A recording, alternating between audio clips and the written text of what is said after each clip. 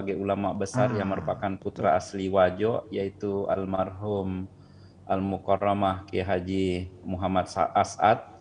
Ya, setelah mengecap pendidikan di Mekah, kemudian kembali ke kampung halamannya dengan mendirikan pondok pesantren Asadiyah yang cukup besar di Sulawesi Selatan, bahkan ada muridnya Kiai Haji Ambok Dale, ya, dan seterusnya.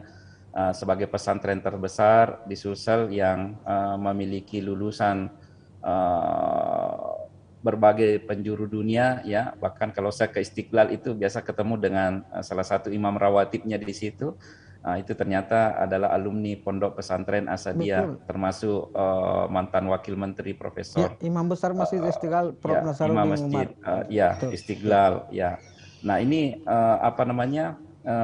sebagai pesantren yang keberadaannya tentu yang masih eksis, apalagi semakin berkembang sekarang ini, yang sesungguhnya masyarakat Wajo sadar atau tidak secara emosional ini memiliki akar kuat dalam hal nilai-nilai religius, sehingga ini harus kita terus eksistensikan, harus kita majukan, kembangkan. Dan kehadiran organisasi lain seperti Muhammadiyah di Kabupaten Wajo yang sebelum Indonesia merdeka sampai hari ini sangat dirasakan kehadirannya dalam peningkatan kualitas spiritual masyarakat, ya, juga organisasi-organisasi Islam lainnya melalui MUI.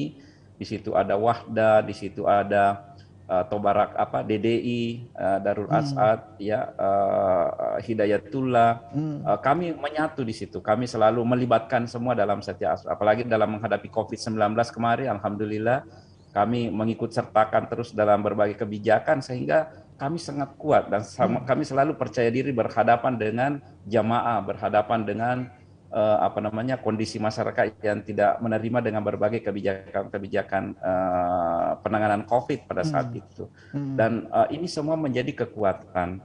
Dan saya kira Wajo juga dikenal sebagai kota niaga, kota perdagangan yang tersebar di berbagai wilayah ini, dan setiap bulan Ramadan itu mereka pulang kampung, melirik kampungnya. Ya, ada yang sukses di Gorontalo, ada sukses di Singapura, ada sukses di Brunei Darussalam, ada sukses di Jakarta. Alhamdulillah mereka ikut turut berpartisipasi. Bahkan ada satu dari Samarinda itu sudah membangun dua gedung besar, 3 sampai 3 lantai, kemudian setiap tahunnya mengirimkan biaya kehidupan para santri-santri yang ada di sana. Itu luar biasa, karena ini gerakan bersama. Betul.